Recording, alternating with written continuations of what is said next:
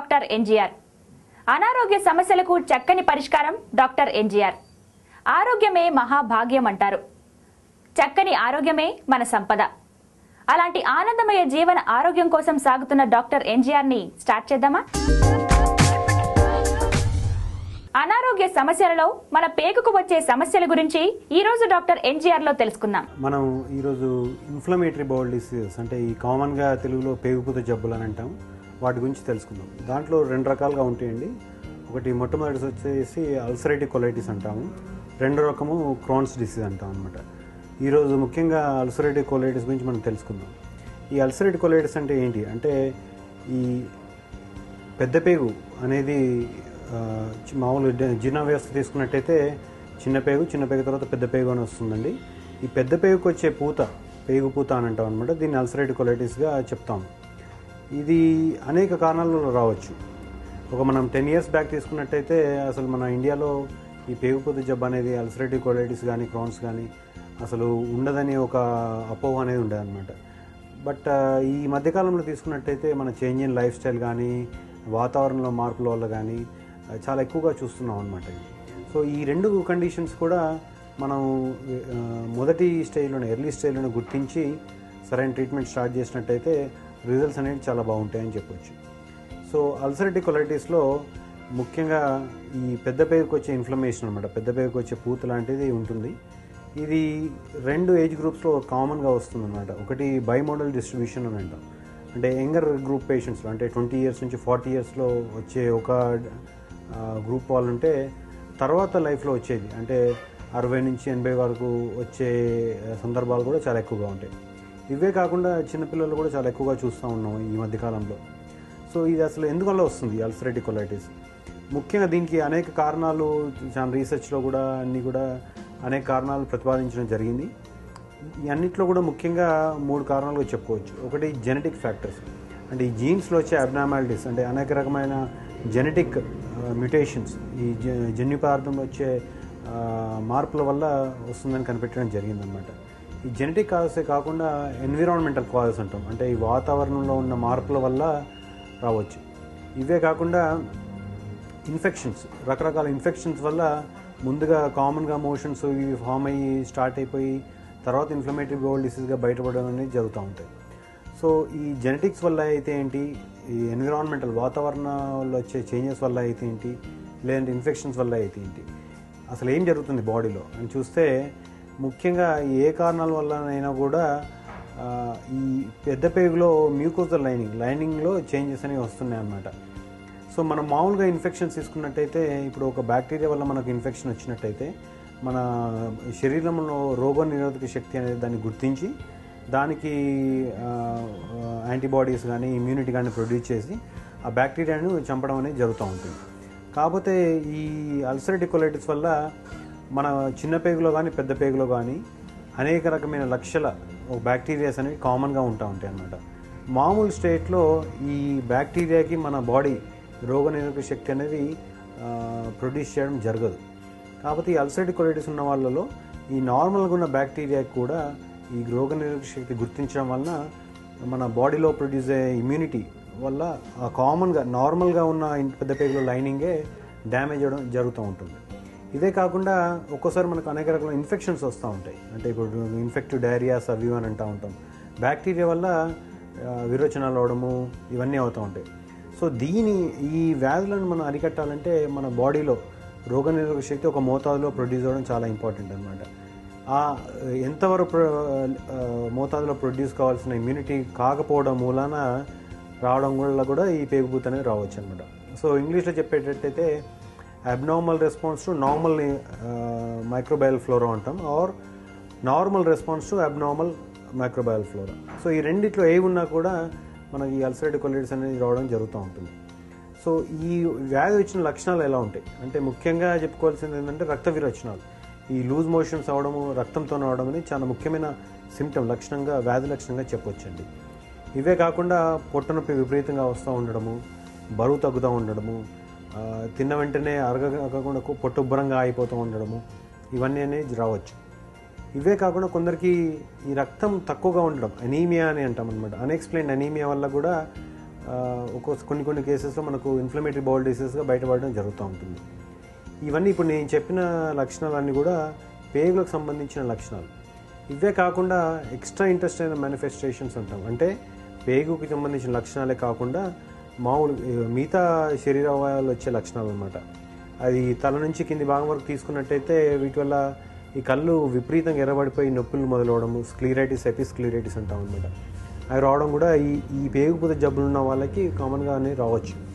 ఇవే కాకుండా joint pains, అంటే ఈ కీళ్ళ నొప్పులు కానీ, కీళ్ళ వాపులు కానీ, ఈ చేతిలో ఉన్న కీళ్ళ నొప్పులు కానీ, కాళ్ళకి మోకాళ్ళ నొప్పులు కానీ, ముఖ్యంగా ఈ సాక్రోయిలైటిస్ అంటాం. అంటే ఈ వెన్నెముక భాగంలో ఉండే వెన్నెముకకును పెల్విస్కి జంక్షన్లో వచ్చే ఇన్ఫ్లమేషన్ ఆర్ వాపు మూలంగా ఈ మూమెంట్స్ అనేవి ఇబ్బందిగా జరగడం, నొప్పి విపరీతంగా ఉండడం అనేది జరుగుతూ ఉంటుంది. సో ఇవన్నీ కూడా కాకుండా ఈ కాళ్ళకు ముందు భాగంలో చర్మము పైన గడ్డల్లాగా వ్యాపించడము, సో ఇవన్నీ కూడా రావచ్చు అనమాట. ఇప్పుడు డాక్టర్ ఎన్జీఆర్లో మరిన్ని అనారోగ్య సమస్యల గురించి తెలుసుకుందాం. ఈ క్రోన్స్ డిసీజ్ అంటే ఎట్లా ఉంటుంది, దానికి వ్యాధి లక్షణాలు ఎలా ఉంటాయి, ట్రీట్మెంట్ అనేది ఎలా ఉంటుంది తెలుసుకుందాం. ఈ క్రోన్స్ డిసీజ్ అనేది ఇంతకుముందు చెప్పినట్టుగా 2 రకమైన పేగుపుత జబ్బుగా చెప్పుకోవచ్చు అనమాట. ఈ క్రోన్స్ డిసీజ్ అనేది కామన్గా ముఖ్యంగా ఎక్కువ శాతం మందికి చిన్న పేగులో సంక్రమించడం కానీ, పెద్ద పేగులో ఉండడం కానీ, లేకపోతే చిన్న పేగు మరియు పెద్ద పేగులో రావడం కానీ జరుగుతూ ఉంటుంది. కొద్దిగా తక్కువ శాతం మందిలో ఈ స్టమక్, గ్యాస్ట్రిక్ బాడీలో కానీ, అన్నవాహికలో కానీ, స్టమక్లో కానీ, చిన్న పేగు మొదట్లో డియోడనం అని అంటాం, వాటిలో కూడా ఉండడం అనేది జరుగుతూ ఉంటుంది. ముఖ్యంగా చెప్పుకోదలసింది ఏంటంటే అల్సరేటివ్ కొలైటిస్ అనేది పెద్ద పేగుకు సంబంధించిన జబ్బు అయితే ఈ క్రాన్స్ డిసీజ్ అనేది ఈ మౌత్, నోటి నుంచి మలద్వారం దాకా ఉన్న జీర్ణ వ్యవస్థలో ఎక్కడైనా కూడా వచ్చే అవకాశం అనేది ఉంటుందన్నమాట. సో అది ముఖ్యంగా క్రాన్స్ డిసీజ్కి అల్సరేటివ్కి ఉన్న డిఫరెన్స్గా చెప్పుకోవచ్చు. ఈ క్రాన్స్ డిసీజ్ అనేది ఏంటంటే మన పేగులో లైనింగ్స్ తీసుకున్నట్టయితే ఒక 4 లేదా 5 లైనింగ్స్ ఉంటాయి మన చిన్న పేగులో కానీ పెద్ద పేగులో కానీ లైనింగ్స్ అనమాట. ఈ క్రాన్స్ డిసీజ్ అనేది, ఈ పూత్ అనేది అన్ని లేయర్స్కి ట్రాన్స్ఫర్స్గా, అంటే ఈ 4-5 లేయర్స్లో కూడా వ్యాపించి ఉండే జబ్బు అనమాట ఇది. సో దీని లక్షణాలు ఎలా ఉంటాయి ముఖ్యంగా మనం ఒక ఈ 15 సంవత్సరాల కింద 10-15 సంవత్సరాల కింద తీసుకున్నట్టయితే ఈ క్రాన్స్ డిసీజ్ అనేది మన అసలు ఇండియాలో ఉందా అని క్వశ్చన్ చేసేవాళ్ళం అనమాట. దానికి కారణం లేకపోలేదు. ఎందుకంటే ఇప్పుడు మన ఇండియాలో తీసుకున్నట్టయితే ముఖ్యంగా టీబీ అనేది మన శరీరంలో ఏ భాగానికైనా వచ్చే వ్యాధి. సో ఈ టీబీను క్రోన్స్ అనేది మనం కవల పిల్లలాగా చెప్పుకోవచ్చు అనమాట. అంటే ఈ రెండిట్లో గుర్తుపట్టడం అనేది చాలా చాలా కష్టం. కాబట్టి ఈ మధ్య కాలంలో తీసుకున్నట్టయితే మన ఈ టెక్నాలజీ ఇంప్రూవ్మెంట్ కానీ, ఈ అదర్ స్పెషాలిటీస్ అంటే రేడియాలజీ ఇంప్రూవ్మెంట్ వల్ల కానీ, మన పెథాలజీ ఇంప్రూవ్మెంట్ వల్ల కానీ, మనలో ఉన్న అవగాహన వల్ల కానీ ఈ క్రోన్స్ అనేది ఎక్కువగా గుర్తించడం అనేది జరుగుతూ ఉంది. ఈ వ్యాధి లక్షణాలు అనేవి ఎలా ఉంటాయంటే ముఖ్యంగా ఈ వ్యాధి లక్షణాలు చెప్పుకోదగాయి విపరీతంగా పొట్ట నొప్పి రావడము, కామన్గా చేసే టెస్టుల బయటపడకపోవడము, దాంతోపాటు విరోచనాలు కానీ రక్త విరోచనాలు కానీ ఎక్కువగా రావడము, రక్తం తగ్గిపోయి రక్తహీనత రావడం, అనీమియా అని అంటాం అనమాట. ఇవన్నీ కూడా వ్యాధి లక్షణాలుగా చెప్పుకోవచ్చు. బరువు కూడా విపరీతంగా తగ్గిపోవడం అనేది ఒక క్రోన్స్ యొక్క ఒక ముఖ్యమైన వ్యాధి లక్షణం అనమాట. ఇవన్నీ కాకుండా నోట్లో పుల్లలాగా పడిపోయి అసలు మొత్తానికే మానకుండా ఉండడం కూడా ఒక్కోసారి కొంతమందికి క్రోన్స్ లక్షణంగా చెప్పుకోవచ్చు అనమాట. ఇవే కాకుండా ఎక్స్ట్రా ఇంటెస్టైనల్ మేనిఫెస్టేషన్స్ అంటాం. అంటే ఈ పేగుకు సంబంధించిన లక్షణాలే కాకుండా మిగతా అవయవాలు వచ్చే లక్షణాలు అనమాట. దీంట్లో ముఖ్యంగా చెప్పుకోవాల్సినవి కళ్ళు విపరీతంగా ఎర్రపడిపోయి నొప్పితో ఉండడము, ఎపిస్క్లెరైటిస్, స్క్లెరైటిస్ అని అంటాము. జాయింట్ పెయిన్స్ రావడం, కీళ్ళ నొప్పులు, కీళ్ళ వాపులు రావడము, ఈ చేతులు అయితేనేమి, మోచేతులు అయితేనేమి, మోకాళ్ళు అయితేనేమి, ఇవన్నీ కూడా చెప్పుకోవచ్చు. ఈ జాయింట్ పెయిన్స్లో ముఖ్యంగా సాక్రోయిలైటిస్ అంటే విపరీతంగా బ్యాక్ పెయిన్ రావడం కూడా ఈ యొక్క లక్షణంగా చెప్పుకోవచ్చు అనమాట. ఇవే కాకుండా కొంతమందికి ఈ కాళ్ళ ముందు భాగంలో చర్మంలో దద్దుల్లాగా వచ్చి నొప్పులతో ఉన్న దద్దుల్లాగా ఉండడం అనేది కూడా ఒక రకమైన ఎక్స్ట్రా ఇంటెస్టైనల్ మేనిఫెస్టేషన్గా చెప్పుకోవచ్చు అనమాట. అయితే ఈ వ్యాధిని గుర్తించడం ఎలా? ఇప్పుడు ముఖ్యంగా ఈ వ్యాధి లక్షణాన్ని బట్టి టెస్ట్లు అనేది జరపడం జరుగుతూ ఉంటుంది. ఉదాహరణకి మనకి ఇప్పుడు విరోచనాలు ఎక్కువగా, రక్త విరోచనాలు ఎక్కువగా ఉన్న వాళ్ళకి మొట్టమొదటి టెస్ట్గా మనం కొలనోస్కోపీ అనేది చేస్తున్నాం అనమాట. కొలనోస్కోపీలో మలద్వారం నుంచి కెమెరా అనేది పంపించేసి పెద్ద పేగు మొత్తం పరీక్ష చేస్తాం. ఏ భాగమైనా మనకు వ్యాధి ఉన్నట్టు, అంటే ఈ పేగు పూతలాగా ఉన్నట్టు చూసినట్టయితే ఆ ప్రాంతంలోంచి బయాప్సీ ముక్కలు తీసి మైక్రోస్కోప్ ద్వారా ఎగ్జామిన్ చేయడం వల్ల వ్యాధి నిర్ధారణ చేయడం జరుగుతూ ఉంటుంది. కొంతమందికి ఈ కడుపు నొప్పి విపరీతంగా రావడం, వాంతులు రావడం అయినట్టయితే ఈ చిన్నపేగు ద్వారం మూసుకుపోయిందా అని ఒక అనుమానం అనేది వస్తుందన్నమాట. ఈ లక్షణాలు ఉన్న వాళ్ళకి సిటీ స్కాన్ కానీ సిటీ ఎంటరోక్లైసిస్ అని కానీ చేస్తూ ఉంటాం. ఈ సిటీ ఎంటరోక్లైసిస్ అంటే ఒక స్పెషల్ సిటీ స్కాన్ అనమాట. అంటే ఈ ముక్కులోంచి చిన్న పైప్ అనేది పంపించేసి, చిన్న పేగు పంపించేసి, ఒక డై అనేది ఇచ్చేసి ఆ చిన్న పేగు కొంచెం వెడల్పుగా అయ్యేటట్టు చేసి లోపల లైనింగ్స్ క్లియర్గా కనబడడాన్ని ఒక సిటీ ఎంటరోక్లైసిస్ అని చెప్తూ ఉంటాం. ఈ చేసి ఏ ప్రాంతంలోనైనా మూసుకుపోయినట్టు అయితే దాన్ని ఫర్దర్ టెస్టింగ్ ద్వారా, అంటే డబుల్ బెలూన్ ఎంటరోస్కోపీ అని అంటాం. అంటే ఈ చిన్న పేగుకు సంబంధించిన ఎండోస్కోపీ టెస్ట్ అనమాట. ఆ ఎండోస్కోప్ పంపడం వల్ల అక్కడ నుంచి బయాప్సీ శాంపుల్స్ తీసి టెస్ట్ చేసి నిర్ధారణ అనేది చేస్తూ ఉంటాం. ఇవే కాకుండా కొందరికి ఇప్పుడు జాయింట్ పెయిన్స్ అని వచ్చిన వాళ్ళకి ఎక్స్రే పాటు, ఎంఆర్ఐ స్కాన్లతో పాటు కొన్ని స్పెషల్ బ్లడ్ టెస్ట్ కూడా చేయడం జరుగుతూ ఉంటుంది. కొన్ని కామన్గా చేసే బ్లడ్ టెస్ట్, సామాన్యంగా చేసే blood test, for example complete blood picture కానీ, ఈఎస్ఆర్ కానీ, సిఆర్పి అని కానీ, ఒక స్పెషల్ యాంటీబాడీ టెస్ట్ కానీ, ఇవన్నీ చేసి కూడా ఈ క్రోన్స్ అనే వ్యాధిని నిర్ధారణ చేయడం జరుగుతూ ఉంటుంది. అయితే ఈ క్రోన్స్ ఉన్న వాళ్ళకి మన ఇండియన్ సిచ్యువేషన్లో ఎట్లా అంటే టీబీయా క్రోన్స్ దాన్ని ఇదా అని గుర్తించడం చాలా చాలా చాలా డిఫికల్ట్, కష్టమైన పని అనమాట. సో దీనికి ఏంటంటే మనం బయాప్ శాంపుల్ తీసినప్పుడు టీబీపీసీఆర్ పంపడం కానీ, ఒక పెథాలజిస్ట్, అంటే చాలా ఎక్స్పీరియన్స్ ఉన్న పెథాలజిస్ట్తోని ఈ స్లైడ్స్ అనేటి ముక్కలు మనం తీసిన శాంపుల్ ముక్కలు ఎగ్జామిన్ చేయడం వల్ల కానీ మనం వ్యాధి నిర్ధారణకు రావచ్చు అనమాట. ఇవన్నీ టెస్ట్ చేసినా కూడా కొంతమందిలో టీబీ అండ్ క్రోన్స్ అని చెప్పడం డిఫికల్ట్ కావచ్చు అనమాట. ఈ కష్టంగా ఉన్న వాళ్ళకి ఏంటంటే ముఖ్యంగా మనం టీబీ అనేది ఎక్కువ మోతాదులో మన దగ్గర ఉంటుంది కాబట్టి టీబీకి కొంత ట్రీట్మెంట్ అనేది స్టార్ట్ చేసి రెస్పాన్స్ చూడడం అనేది జరుగుతుంటుంది. బాగా రెస్పాన్స్ ఉన్నట్టయితే కొంతకాలం కంటిన్యూ చేసి చూస్తాం అనమాట, వెయిట్ చేస్తాం.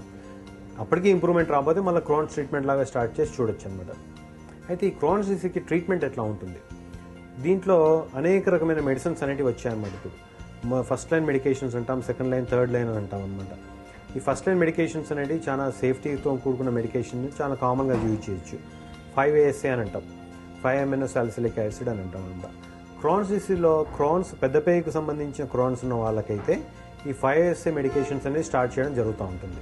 అయితే ఈ మందులు స్టార్ట్ చేసినప్పుడు చాలా ఎక్కువ శాతం మందికి మొట్టమొదటి లైన్ ఆఫ్ మెడికేషన్తోనే మనకు రెస్పాన్స్ అనేది రావడం జరుగుతుంటుంది. ఈ వ్యాధి లక్షణాలు ఇంప్రూవ్ కానట్టయితే సెకండ్ లైన్ మెడికేషన్కి వెళ్ళడం జరుగుతుంటుంది. వాటిలో ఇమ్యూనోమాడ్యులేటర్స్ అని అంటాం. అంటే మన ఈ రూమటాలజిస్ట్ చాలా ఎక్కువగా యూజ్ చేసేవారు అనమాట. ఎజాథాప్రిన్ అని, మిథోట్రెక్సేట్ అని ఇవ్వడం జరుగుతూ ఉంటుంది. వీటికి కొన్ని సైడ్ ఎఫెక్ట్స్ ఉన్నప్పటికీ ఎక్కువ శాతం మందికి ఏమి సైడ్ ఎఫెక్ట్స్ లేకుండా బాగా పనిచేసే మందులు అనమాట. ఇప్పుడు డాక్టర్ ఎన్జీఆర్ లో మరిన్ని అనారోగ్య సమస్యల గురించి తెలుసుకుందాం. వివిధ రక్త పరీక్ష చేయడం వల్ల సైడ్ ఎఫెక్ట్స్ అని వస్తుందా లేదా చూసుకుంటూ కంటిన్యూ చేయడం అనేది జరుగుతూ ఉంటుంది. ఇవే కాకుండా కొంతమందికి మధ్య మధ్యలో స్టీరాయిడ్ మెడికేషన్ కూడా అవసరం అనేది జరుగుతూ ఉండవచ్చు. స్టీరాయిడ్ మెడికేషన్ అంటే దీర్ఘకాలంగా వాడిన వరకు సైడ్ ఎఫెక్ట్స్ అనేది ఎక్కువగా ఉంటాయి. కాకపోతే కొద్ది కాలం వాడినంత వరకు సైడ్ ఎఫెక్ట్స్ అనేది రావడం చాలా అరుదు అనమాట. కాకపోతే మన దీర్ఘకాలికంగా వాడకుండా ఉండడానికే ఈ ఇమ్యూనోమాడ్యులేటర్స్ అనేవి ఇవ్వడం జరుగుతుంటుంది. ఇవే కాకుండా కొంతమందికి ఇప్పుడు లేటెస్ట్గా ఇన్ఫ్లిక్స్మ్యాబ్ ఇంజెక్షన్స్ అని వస్తాయి. కొద్ది ఖర్చుతో కూడుకున్న అయినా కూడా బాగా పనిచేసే వాళ్ళకి బ్రహ్మాండంగా పనిచేస్తాయి అన్నమాట. సో వాటికి కూడా కొన్ని స్పెషల్ ప్రికాషన్స్ తీసుకోవడం వల్ల మెడిసిన్స్ అనేవి ఇవ్వడం జరుగుతూ ఉంటుంది. ఇవే కాకుండా క్రాన్స్ వాళ్ళకి కొన్ని సందర్భాల్లో ఆపరేషన్ కూడా అవసరం రావచ్చు. కాకపోతే అల్సరేటివ్ కొలైటిస్ ఉన్న వాళ్ళలా కాకుండా క్రాన్స్ ఉన్న వాళ్ళకి ఆపరేషన్ అనేది పర్మనెంట్ క్యూర్ కాదు. ఏదన్నా చిన్న పేగు కానీ పెద్ద పేగు కానీ ఒక ప్రాంతం మూసుకుపోయినట్టయితే కంప్లీట్గా ఆ ప్రాంతాన్ని మాత్రమే ఆపరేషన్ ద్వారా తీసేసి మిగతా 2 భాగాలను అతికించడం అనేది సర్జరీలో ఒక కామన్గా చేస్తుంటాం అనమాట.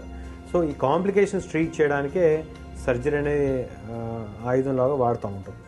ఇవే కాకుండా క్రాన్స్ ఉన్న వాళ్ళకి విపరీతంగా ఫిస్టులాస్ ఫామ్ అవడము, మలద్వారం దగ్గర ఫిస్టులా అని అంటాం, ఫిస్టులా అని అంటాము, లేకపోతే ఫిషర్స్ అని ఫామ్ అవడము, యాప్సెస్ అంటే చీముగడ్డల్లాగా ఫామ్ అవడం అనేవి కూడా ఒక్కోసారి జరుగుతూ ఉంటాయి. వీళ్ళకి ఎంఆర్ఐ టెస్ట్ ద్వారా రకరకాల అనాటమీ స్టడీస్ చేసి మన మందులు ఇవ్వడం అనేది జరుగుతూ ఉంటుంది. ఈ యాప్స్ చీమగడ్డలు వచ్చిన వాళ్ళకు కూడా కొంతమందికి ఆపరేషన్ ద్వారా ఆ చీము అనేది తొలగించి యాంటీబయాటిక్స్ కంటిన్యూ చేయడం వల్ల కొంతవరకు ఇంప్రూవ్మెంట్ అనేది తేవచ్చు అనమాట మనం. సో అయితే దీర్ఘకాలికంగా చూసుకున్నట్టయితే ఏమైనా కాంప్లికేషన్స్ అనేవి ఉన్నాయా?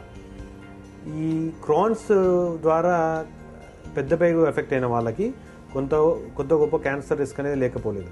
అది కూడా చాలా ఎక్కువ కాలం ఉన్న వాళ్ళకి మాత్రమే ఈ రిస్క్ అనేది వర్తిస్తుంది. సో అందరూ భయపడాల్సిన అవసరం లేదనమాట. కాబట్టి చిన్నపేగు క్రోన్స్ వచ్చిన వాళ్ళకి ఈ క్యాన్సర్ రిస్క్ అనేది లేదని చెప్పుకోవచ్చు అనమాట. కాబట్టి ఈ పెద్ద పేగు సోకిన వాళ్ళందరూ కూడా 10 ఏళ్ళ తర్వాత దాటిన తర్వాత ప్రతి 2 ఏళ్ళకి ఒకసారి 3 ఏళ్ళకి ఒకసారి కొలనోస్కోపీ చేయడం వల్ల ఏమైనా చేంజెస్ అనేవి వస్తున్నాయా, క్యాన్సరస్ చేంజెస్ అనేవి వస్తున్నాయని చూడడం జరుగుతూ ఉంటుంది. ఈ 70% మందికి 60% మందికి మన మందులు చేయడం వల్ల కాంప్లికేషన్స్ అనేవి రాకుండా నివారించవచ్చు అనమాట.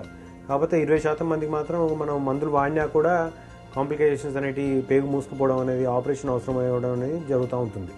సో ఇవన్నీ రాకుండా ఉండడానికి మనం ఈ వ్యాధిని ఎర్లీ స్టేజ్లోనే గుర్తించి సరైన స్పెషలిస్ట్ ద్వారా సరైన ట్రీట్మెంట్ స్టార్ట్ చేయడం వల్ల ఈ దీర్ఘకాలికంగా వచ్చే కాంప్లికేషన్స్ అనేవి అరికట్టవచ్చు. ఏ రకమైన క్యాన్సర్ అయినా కూడా మనం మొదటి దశలోనే వ్యాధి లక్షణాల ద్వారా సరైన టెస్టులు చేయడం ద్వారా మొదటి దశలో గుర్తించి దానికి సక్రమంగా ట్రీట్మెంట్ తీసుకోవడం వల్ల వ్యాధి అనేది క్యాన్సర్ అనేది కంప్లీట్గా నిర్మూలించే అవకాశం ఉంటుంది.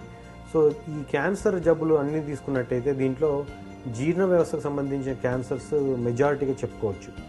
జీర్ణ వ్యవస్థ చూసినట్టయితే మన నోటి నుంచి స్టార్ట్ అయ్యి అన్నవాహిక నుంచి తర్వాత కడుపుకి, చిన్నపేగుకి, పెద్దపేగుకి సంబంధించిన వ్యాధులు, లివర్ సంబంధించిన వ్యాధులు, ప్యాంక్రియాస్ గ్రంథికి సంబంధించిన వ్యాధులుగా చెప్పుకోవచ్చు.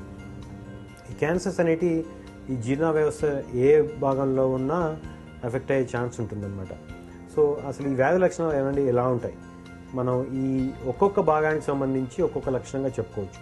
అన్నవాహికకు సంబంధించినట్టయితే మనం ఈ అన్నం అనేది మనం తింటున్నప్పుడు మింగుడు పడపోవడము, గొంతులో తట్టుకోవడము, ఛాతిలో తట్టుకోవడము, బరువు తగ్గుతూ ఉండడము ముఖ్య లక్షణాలు అన్నమాట. కడుపుకు సంబంధించిన క్యాన్సర్ అంటే గ్యాస్ట్రిక్ క్యాన్సర్, స్టమక్ క్యాన్సర్ అన్నట్టయితే మనం తిన్న వెంటనే వాంతులు అయిపోవడము, కడుపు నొప్పి విపరీతంగా రావడము, బరువు తగ్గుతూ ఉండడం అనేది చెప్పుకోవచ్చు. చిన్నపేగుకు సంబంధించిన క్యాన్సర్స్ అనేవి చాలా అరుదు. పెద్ద పేగుకు సంబంధించిన క్యాన్సర్స్ చాలా ఎక్కువగా చూస్తూ ఉన్నాం ఈ మధ్య కాలంలో. ఇవి అందరికీ వస్తాయంటే అందరికీ వస్తాయని చెప్పలేము. కొన్ని రిస్క్ ఫ్యాక్టర్స్ ఉన్న వాళ్ళకి కొద్దిగా ఎక్కువ శాతం వచ్చే అవకాశం ఉంటుంది, లేని వాళ్ళకి కొద్ది తక్కువ శాతం వచ్చే అవకాశం ఉంటుంది అన్నమాట. పెద్ద పేగు సంబంధించిన క్యాన్సర్ ఉన్నట్టయితే రక్త విరోచనాలు అయిపోవడము, బరువు బాగా తగ్గిపోవడము, రక్తహీనత అంటే అనీమియా అని అంటాము, అనీమియా అనేది రావడము, ఇవన్నీ వ్యాధి లక్షణాలుగా చెప్పుకోవచ్చు. అయితే ఈ క్యాన్సర్స్ అనేవి ఎందువల్ల వస్తున్నాయి అంటే మనకు దాంట్లో కూడా అనేక రకమైన ప్రతిపాదనలు చేయడం జరుగుతూ ఉంటుంది. జెనెటిక్ సంబంధించింది మన జన్యు మార్పిడి వల్ల కూడా వచ్చే క్యాన్సర్స్ ఒక రకమైనట్టయితే వాతావరణంలో వచ్చే మార్పుల వల్ల వచ్చే క్యాన్సర్స్ ఇంకో రకం అన్నమాట. సో ఈ వ్యాధి లక్షణాలు ఉన్న వాళ్ళు ఎవరైనా కూడా ఈ లక్షణాల గురించి తెలుసుకోవడం చాలా ముఖ్యం. ఇవే కాకుండా ప్యాంక్రియాస్ సంబంధించిన క్యాన్సర్స్ ఎట్లా ఉంటాయంటే మనకు కడుపు నొప్పి విపరీతంగా రావడము, బరువు విపరీతంగా తగ్గిపోవడము, అంతకుముందు క్రోనిక్ ప్యాంక్రియాటైటిస్ అంటాం అనమాట. అంటే అనేక సార్లు ఈ ప్యాంక్రియాస్ గ్రంథికి ఇన్ఫెక్షన్ రావడం వల్ల స్ట్రక్చరల్ అంటే ప్యాంక్రియాస్ గ్రంథి ఆకృతిలో మార్పులు వచ్చి క్రానిక్ ప్యాంక్రియాటైటిస్గా వచ్చి దాని ద్వారా కాంప్లికేషన్గా ప్యాంక్రియాటిక్ క్యాన్సర్ అనేది రావడం జరుగుతూ ఉంటుంది. ఈ ప్యాంక్రియాస్ గ్రంథికి ఉన్న ఒకే ఒక దీని ఏంటంటే ప్రాబ్లం ఏంటంటే ప్యాంక్రియాస్ గ్రంథి వచ్చి క్యాన్సర్స్ బయటపడే సమయానికే ఎక్కువ శాతం క్యాన్సర్స్ బయటకు స్ప్రెడ్ అయ్యే అవకాశం ఉంటుంది. ఆపరేషన్ అనేది చేయి దాటిపోయే అవకాశం ఉంటుందన్నమాట. సో ఎవరైనా కూడా విపరీతం కడుపు నొప్పి రావడము, బరువు తగ్గిపోతూ ఉండడము, ఫ్యామిలీలో ఎవరికన్నా క్యాన్సర్స్ వచ్చినట్టయితే వీళ్ళందరికీ రిస్క్ అనేది ఉంటుంది. సో ఈ రిస్క్ ఫ్యాక్టర్స్ ఉన్న వాళ్ళు ఏ లక్షణమైనా కూడా నిర్లక్ష్యం చేయకుండా టెస్ట్ చేయించుకొని ట్రీట్మెంట్కి వెళ్తే బాగుంటుంది. ఏ టెస్ట్ల ద్వారా ఈ క్యాన్సర్స్ అనేవి డయాగ్నోస్ చేయొచ్చు మనం అంటే అది కూడా మన జీర్ణ వ్యవస్థలో వచ్చే ఏ భాగానికి వచ్చిన క్యాన్సర్స్కి ఏ టెస్ట్ అనేది ఒక రూల్స్ ఉంటాయండి మాకు. అన్నవాహికి సంబంధించిన క్యాన్సర్స్ అయినట్టయితే, స్టమక్ సంబంధించిన క్యాన్సర్స్ అయినట్టయితే ఎండోస్కోపీ చేయడం వల్ల శాంపుల్ తీసుకొని బయాప్సీకి పంపడం వల్ల గుర్తించడం జరుగుతూ ఉంటుంది. పెద్దపేగుకు సంబంధించిన క్యాన్సర్స్ అయినట్టయితే కొలనోస్కోపీ ద్వారా అంటే మలం ద్వారం ద్వారా కొలనోస్కోపీ కెమెరా అనేది పంపించేసి ఆ వాపు గడ్డ లాంటిది ఎక్కడైతే ఉందో దాని నుంచి శాంపుల్ తీసి మనం టెస్టింగ్ చేయడం ద్వారా క్యాన్సర్ అనేది నిర్ధారించవచ్చు. ఇవే కాకుండా అల్ట్రాసౌండ్ స్కాన్ అంటే స్కానింగ్ ద్వారా లివర్ని చూడడము, ప్యాంక్రియాస్ చూడడం వల్ల ఏదైనా కంతిలాగా ఫామ్ అవుతుందో చూసుకొని దాని నుంచి శాంపుల్ తీయడం వల్ల వ్యాధి నిర్ధారణ జరుగుతుంది. చూశారు కదా, ఇది ఈ రోజు ఎపిసోడ్. మరో ఎపిసోడ్లో మరో సమస్యతో మళ్ళీ కలుద్దాం. అంతవరకు సెలవు. నమస్కారం.